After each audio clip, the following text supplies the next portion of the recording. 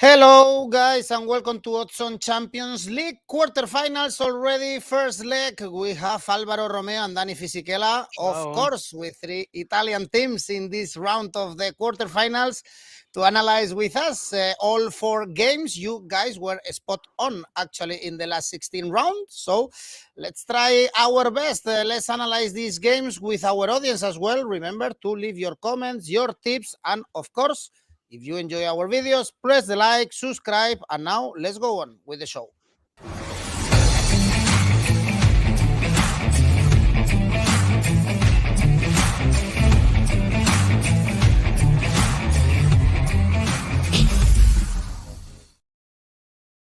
A lot of Italian flavor in these quarterfinals of the Champions League, and the first stop is gonna be in Lisbon because we have Benfica Inter on Tuesday. And my first question, of course, is for Dani Fisichella. Dani, why shouldn't I go for these beautiful odds for Benfica to win? We've seen Inter level right now. I don't know why. I think you should go for those beautiful odds for Benfica to win, just to clear the doubts. I'm not very optimistic for Inter at the moment.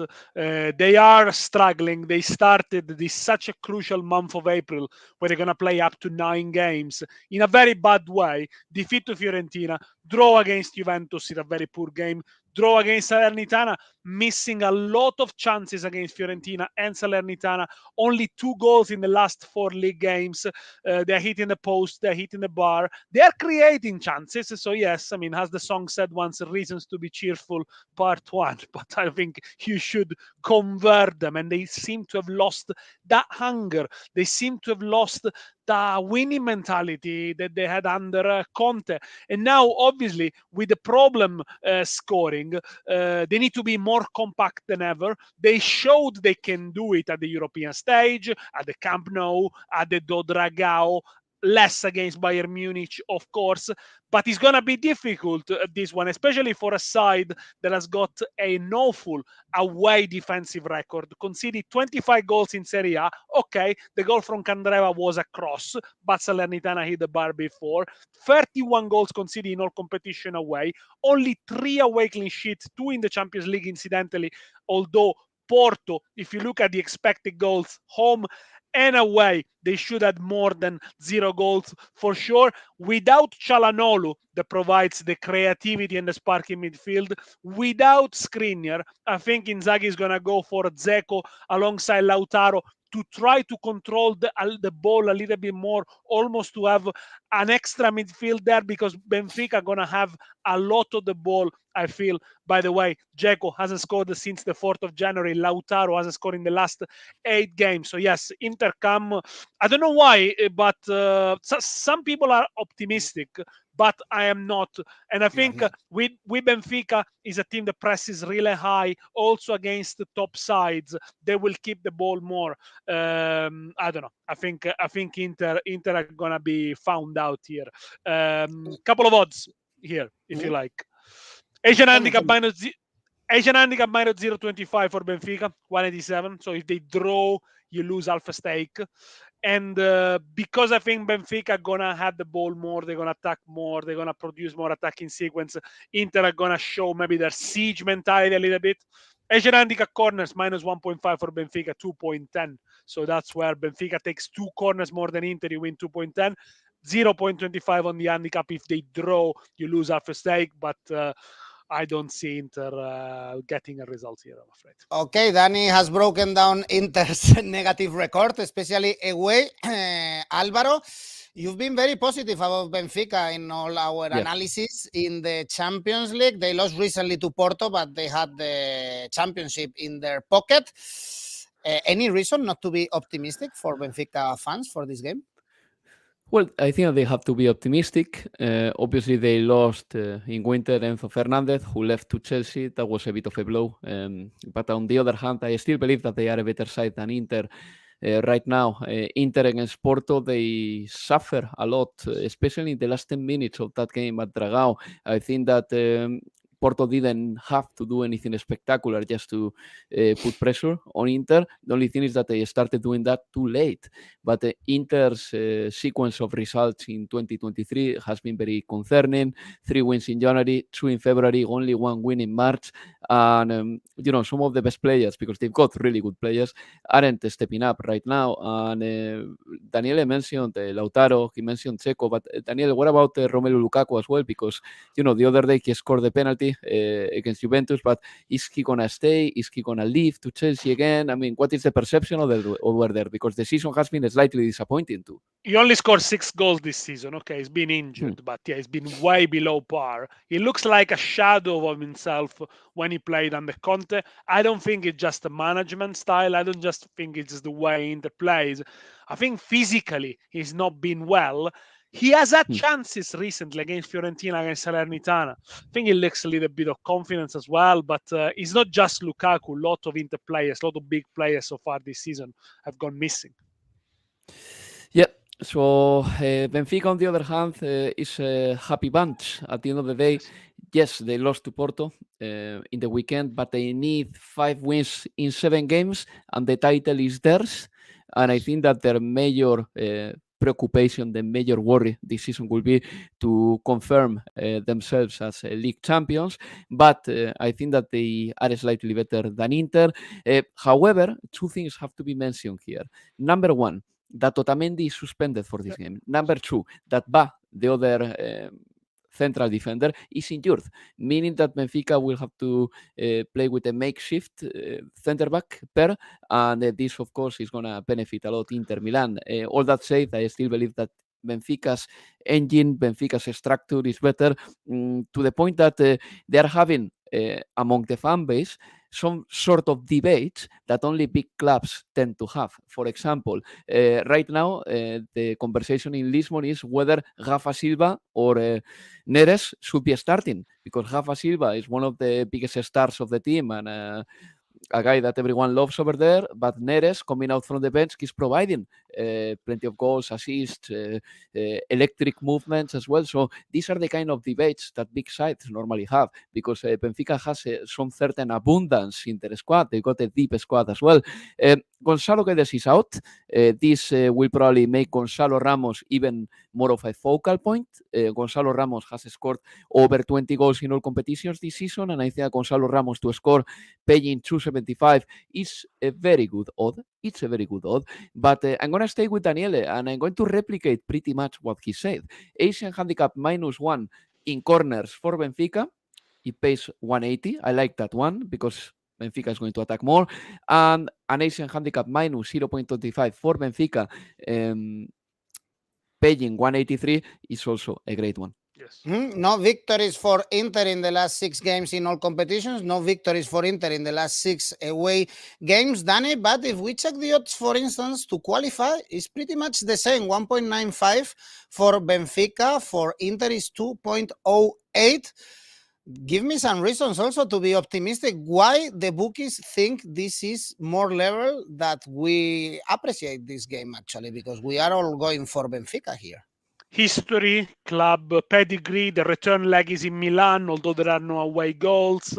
I think they see it that way because Benfica at the start of the season wasn't considered one of the teams to reach probably the quarterfinals, so it's a little bit of a surprise package. But on the other hand, I think Inter as well, I think they emerged from the group of death and nobody expected that, so maybe they see it a little bit more level in there. Look, what I fear the most about Benfica is the fact that they play with no fear against top sides and already beaten Juventus and PSG, and they have got players who take you on, whereas Inter seem to have lost a spark. They are very rigid. They seem to play always the same way. So yeah, I think Benfica might have the upper hand on this one. But let's face it, one between Benfica and an Italian team is going to be in the final. So what's not to like about that? Indeed, well, Benfica favorite, but not too much actually against Inter. And let's jump into the other game we have on Tuesday. We have Man City, Bayern Munich, and here the bookies kind of look down at Bayern Munich. Look at these odds for Bayern to win. Of course, if we check the recent record of Man City in the Champions League at home in the last 16 home games, 15 victories, only one draw after they thrashed Sporting Lisbon away. They've also won the last 8 games since that draw against Leipzig. Alvaro, we have Haaland, of course, on fire, scoring again at the weekend. So perhaps these odds reflect that, and also because we don't know how this Bayern is performing under Tuchel. Well, let's wait and see, but Thomas Tuchel's record against Pep Guardiola is pretty good, and Thomas Tuchel's record in the Champions League is very good as well. He reached the final in 2020 with PSG, in a final that PSG was as good as Bayern.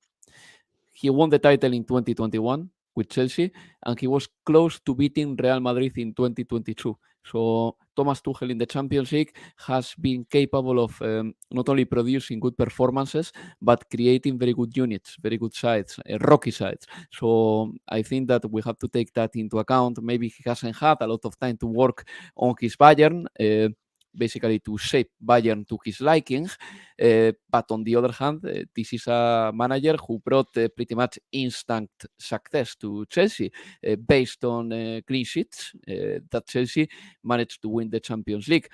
I can understand a little bit only, why the odds are favorable for Bayern, for Manchester City. Number one, because Lewandowski left last summer, and Bayern doesn't have a proper number 9 who can score 30 goals per season. Number two, because last season Bayern lost to Villarreal, and the truth is that the defeat was very disappointing. And number three, because Bayern has a new manager and Nagelsmann left. But other than that, I think that the odds are still disproportionate. I mean, Totally. I think that the quality of individuals in both sides is very similar. I think that Bayern can score goals anytime. I believe that Bayern has been in this current Champions League a power force. In fact, they have played how many games? 8 in total against Barcelona, against Inter, against Victoria Pilsen, and their game in the last 16 round, or their fixtures in the last 16 rounds against PSG. Well, the total scoreline for Bayern in those 8 games is a 21-2. 21-2, and some of the rivals were the strong. Inter, Barcelona to a lesser extent, definitely PSG. So Bayern in this current Champions League, they are delivering. So the odds are very disproportionate. For example, it's not that I back it, but just to give you an example of how disproportionate it is.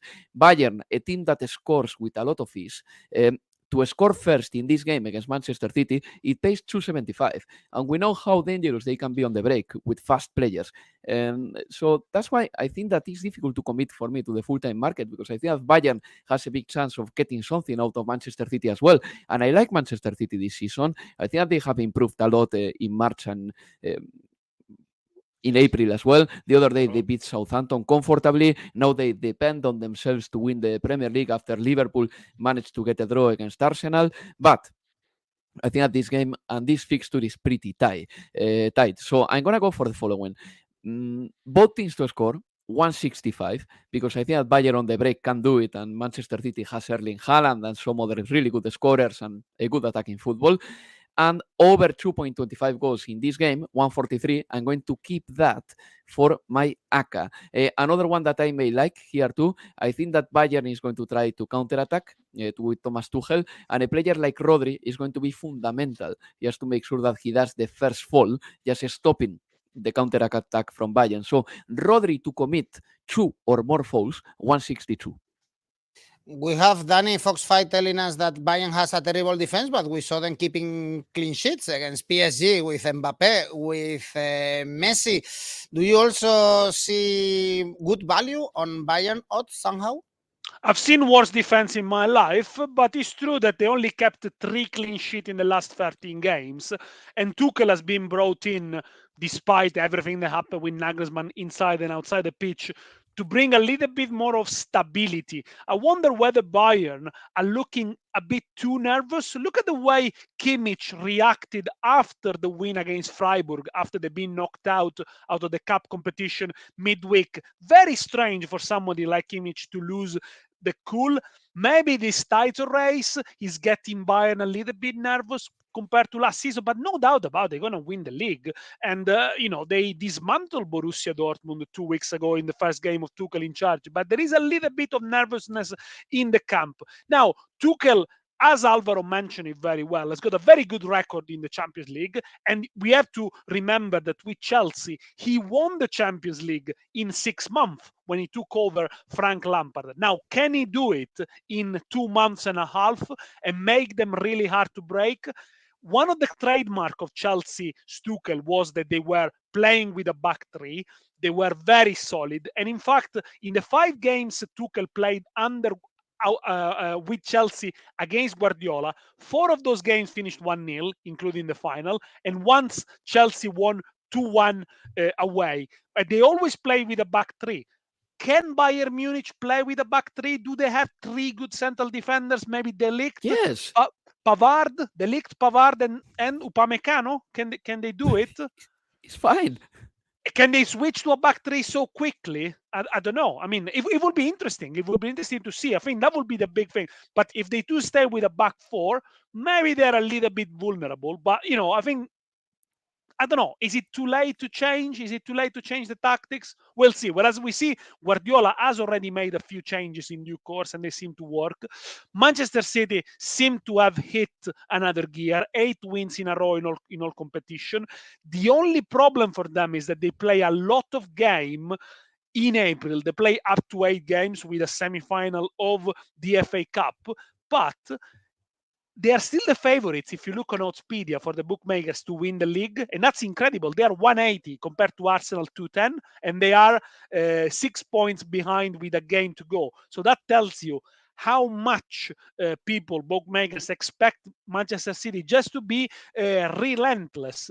And this is gonna be a key month for them as well. But they got everyone in form. The turnover is working. I checked the stats about Grealish. He scored 10 goals in Premier League since the restart, and he hasn't even played all of them, not to mention, of course, Haaland and Alvarez. Recently, the record of Man City against German team is great. They won the last 10 home games against German team. Against, of course, Leipzig. They were far superior. I think they're going to win this one, but the odds for Man City to win against such a strong side against Bayern Munich are not that good. I'm going to go for an over 3 goals, which pays 209. If there are only 3 goals in the game, you get your money back. So you need 4 goals or more to win. But it could be above to score and over 2.5 goals as well.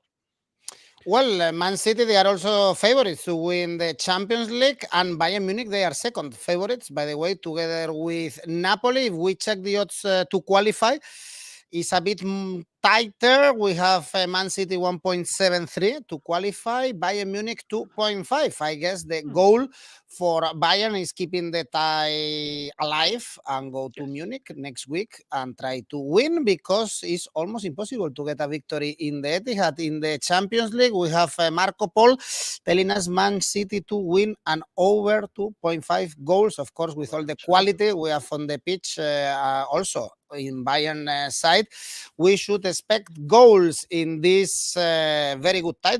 Perhaps the champions is coming from this tide, of course, 2 of the big favorites. And then on Wednesday, we have Milan-Napoli. How different is going to be this one from the one we saw only 10 days ago in Serie A, in the Diego Armando Maradona? Remember that Milan destroyed Napoli 4-0 with Brahim and Leao playing great and scoring, Dani, but is the only positive thing for Milan in the last month. Only 1 victory in the last 6 games in all competition was that victory in Napoli, whereas for Spalletti's men, they are winning and destroying every single team, also in the Champions League. They are so good and they are so well ahead in Serie A that some bookmakers are already paying the price for Napoli to win the league. Of course, they only need 4 more wins to be crowned champions for the 3rd time in their history.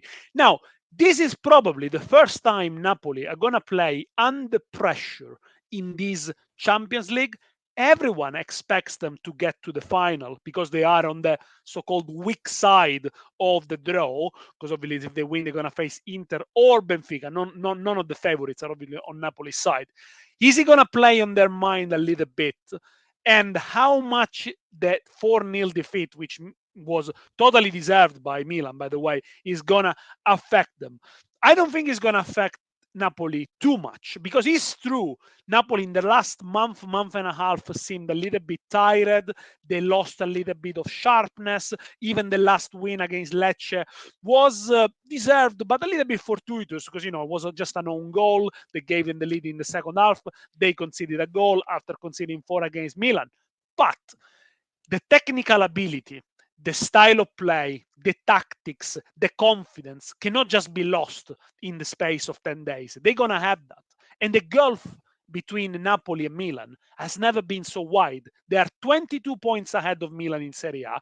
They score 18 more goals in the league. And yes, they did look a little bit tired, and they were tactically outsmarted by Milan in the league game, but they're not going to commit the same mistake twice. And of the 3 games they play, they lost, obviously, the less important for them. Now, the big question mark here is Victor Osimhen. Is he going to be fit? Is he going to start? He picked up an injury with 10-15 days ago. They rested him.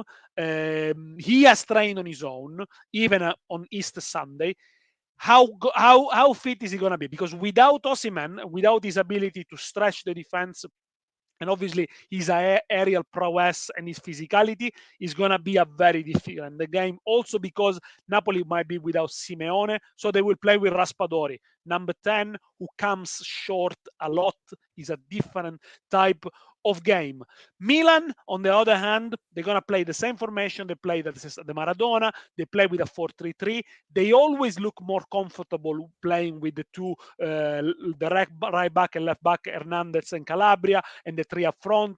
They did switch to a back 3 for a month and a half when they were leaking too many goals, but that made them too reactive, and it clearly will not work against sides that have a lot of the ball. Look, I think Milan are very dangerous, especially when Leao and Diaz come inside the pitch, and when they are aggressive, when they man-mark you, and that's what Benacer did on Lobotka during the game in Serie A. They're going to probably do the same, but I'm sure Napoli going to have they're going to study something else to get the ball out of their half as quick as possible. Look, Milan play with no pressure, but they have a lack of goals. Against Empoli, they couldn't break them down. Pioli made a lot of changes. They didn't work. Napoli have won the last 8 away games. Milan only won 3 of the last 8 at home. Only 3 clean sheet. The difference between these two sides in the space of a year has been so big. Last season, at this stage of the season, Milan had 3 more points on Napoli in Serie A. Now they are 22 points behind. So see how things have changed. It's going to be tight, this one, okay? Same, the derby, European derbies normally between Italian teams are tight. Asian handicap 0 for Napoli, 193, because I think they are the most likely to win it. And first half draw, 217, to just squeeze a little bit more value. That gives you obviously twice, almost doubles your stake. But that's my tip. I think it's gonna be a tight one. If Napoli score first in the first 10-15 minutes, it could finish 3-4-0 though. I wonder actually if this is going to be an under, Alvaro, because as Dani said, usually when we see 2 teams of the same league in this stage of the Champions League, usually we see very tight margins. And also we saw Milan playing against Tottenham. If apart from what we saw in the Maradona, that was an accident, as we have Idris saying, perhaps if Milan want to have an option is in this way, keeping it tight, very low margins, low scoring game. Well, sometimes games between sides from the same country can be a bit boring. Probably one of the most boring Champions League finals I've ever seen has been a Milan-Juve in 2003. Liverpool-Tottenham. It was very bad as well. Yeah, that's true. That early penalty. Boring one of the most boring ones. That early penalty killed the game. Yeah, that's true. I don't know. I think that for this game, I've got three three choices, not three suggestions. I mean, I think that I will back strongly a double chance for Napoli, obviously, which is peanuts for some of our listeners because they want to squeeze good money out of their stock. But 144 for a double chance for Napoli, you can consider it kind of my safe bet of the week. But Napoli to score over 1.5 goals, for example, 2.5 is something that I strongly back here because I think that, you know, it's true that sometimes the games between sides from the same country can be a little bit cagey, boring. They know each other too much, and they are too worried of themselves, of the opponent. But on the other hand, Napoli this season has been scoring goals for fun, and I know that Victor Osimhen is possible that he won't be featuring in this game. By the way, I think that there is no need to rush him. Because in the Champions League, it's funny Napoli because I think that Simeone and Raspadori in the Serie A haven't been particularly great, and Raspadori's numbers in the Serie A have been a little bit weak. But then in the Champions League, both Raspadori and Simeone, sorry? He hasn't played much in Serie A. That's the thing. They don't play much. They don't do turnover. Yeah. No, exactly. They don't play much, but then whenever they have the chance in the Championship, because it's not that they have started endless games in the Champions League either, they are delivering so well. It's very weird that Raspadori and Simeone have scored more goals in the Champions League than in the Serie A. That normally doesn't happen because the level is higher in the Champions League and they have a step up.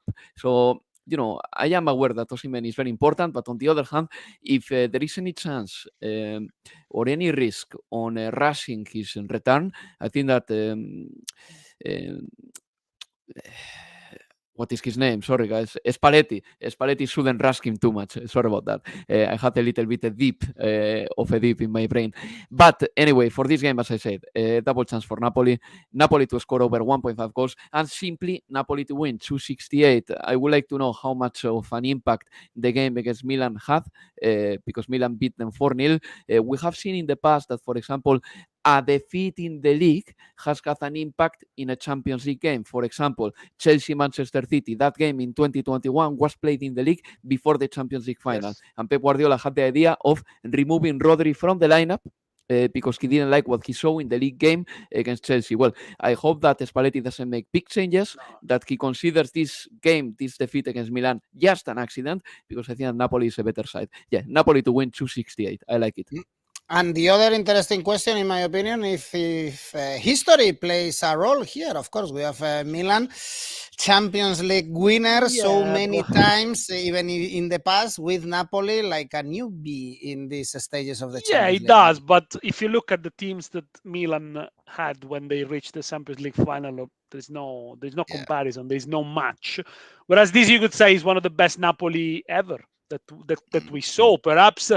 I mean, of course, you can't compare it to when Diego was there, but there is some of the best players. I think one thing that could the league game make this happen in this game is going to make perhaps Spalletti a little bit more cautious to try and avoid Brahim Diaz running in behind the Napoli midfielders, especially on the shoulders of Scaravascelli. So it might make them a little bit more cautious here. But I think the way Napoli have been playing this season, I placed them very favorite. By the way, breaking news, latest news from Napoli: Osimhen shouldn't be fit for this one. That's what the Napoli newspaper says. But check the lineups. But I don't expect him to start. We have Fox 5, by the way, telling us this comment that we discussed it in our Serie A video, Dani, when we were analyzing Napoli-Milan. The last 6 games between these two sides came with an away victory. And if we check also the odds to qualify, I love this market in the Champions League, of course. Milan to qualify 2.75. Napoli to qualify 1.56 is the biggest gap we are going to see. And actually, the bookies place Napoli as second favorite. The bookies expect a final Man City-Napoli.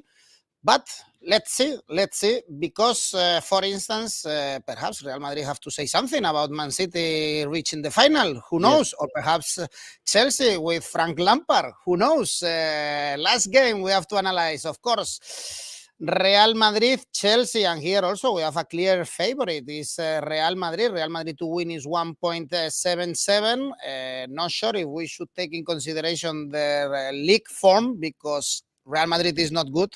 They lost at the weekend, but Chelsea is even worse. We have Frank Lampard back on the bench. Alvaro, do you give any options to Chelsea? You follow, you work with the Premier League, you follow, you work with La Liga.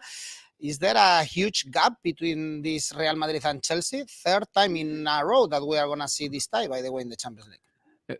Look, on paper there is a massive gap.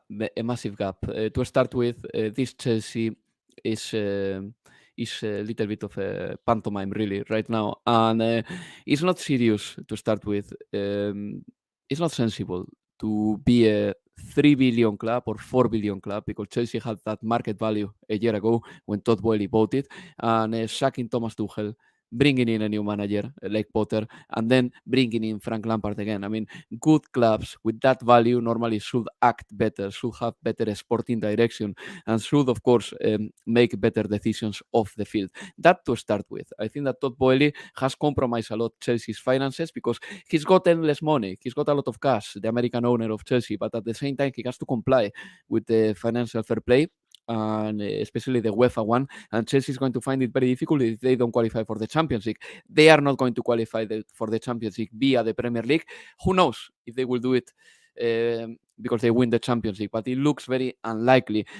We saw Frank Lampard the other day just on the bench of Chelsea for the game against Wolverhampton. Wolverhampton beat them with a lovely goal from Mateus Nunes, and Chelsea again show that they don't have any danger in them. That's the thing, that Real Madrid to me means danger, whereas Chelsea doesn't. No player from Chelsea is scary right now, and that is a very bad prospect coming ahead into a Champions League game and playing at Santiago Bernabeu. I think that is the worst part of Chelsea, that for all the money they have invested, they are still lacking a lot of danger, because Joao Felix is a beautiful player to watch, but you wouldn't qualify him as a very dangerous player. If anything, he's a very good creator, and sometimes he scores goals, but he doesn't score many. Kai Havertz, I think that the same definition can apply to him. Raheem Sterling is going through a rough patch. He's back from an injury. Pulisic, totally undefined right now. Whoever plays up front for Chelsea is not scoring the needed goals, to the point that a player that looked ostracized to me, like Pierre-Emerick Aubameyang, the other day was on Chelsea's squad, and I wouldn't be too surprised if he starts playing again in the league, not in the Champions League, because he is not registered for the Champions League, by the way. But the other day was the first game of Frank Lampard as a Chelsea manager in his re-debut for Chelsea. A couple of interesting things. Kepa is still the goalkeeper. It was Frank Lampard who deployed Kepa and put Eduard Mendy. The defense is a 4-man defense. Frank Lampard prefers that, prioritizes the 4-man defense over the 3-man centre back that normally is so characteristic of Chelsea. And N'Golo Kante was out of the squad, but I want to think that the reason behind that, the rationale behind that, is because he's going to start at Santiago Bernabeu if he is fit. N'Golo Kante had a very good game, for example, against Liverpool only 7 days ago. But yeah, it's impossible to believe that on this Chelsea right now, they have scored in the Premier League only 19 goals from open play, 1-9. This is ridiculous. This is the danger factor that I am referring to. Chelsea doesn't have a danger factor, whereas Real Madrid does, because the other day they beat Barcelona 4-0 in the Spanish Cup, then they lost in the league to Villarreal. Fine. But I think that Real Madrid is not fighting for the league anymore. And Carlo Ancelotti used the midfield line against Villarreal with Tchouaméni, Asensio, Ceballos. Didn't work too well, but some important players were rested. Modric and Toni Kroos are going to play for sure. My bet is that Camavinga is going to be the holding midfielder and that Fede Valverde could start on the right wing. This is my bet. And I think that Tchouaméni could be deployed on the bench. Real Madrid this season, whenever it was needed, especially in tournaments, they have a step up. In the Champions League, in the Spanish Cup, they have won the European Super Cup already. Their only mistake was the Spanish Super Cup, played in January. They didn't beat Barcelona in the final. In fact, they lost, but I can try. I can believe in Real Madrid right now. I think that there is a good battle coming up between Vinicius and Reece James, in the same way that there was a good battle, the Vinicius versus Araujo, and Vinicius won it in the last game. I think that Vinicius Reece James is a very nice battle. And my bets are going to be as follows. Real Madrid to win 173, or an Asian handicap minus 0.75 for Real Madrid, 195. I love this one. And if you want to go for the individual market, which I could actually. Vinicius to score or assist, 183. We have seen Vinicius being decisive in this Champions League. Why not to think that he can provide a pass to Benzema, for example, Benzema to score 2 or to score a goal. Vinicius to score or assist, 183.